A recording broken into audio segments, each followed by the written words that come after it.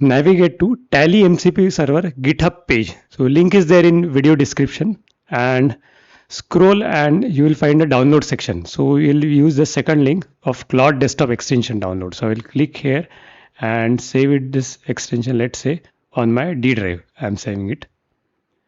Okay, and also ensure your Tally is running as server or both. Okay, now I'll go to Claude Desktop, go to settings,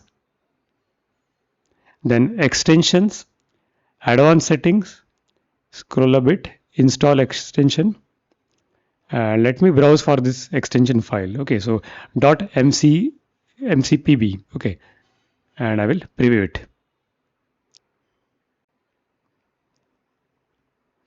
Okay, so let's click install,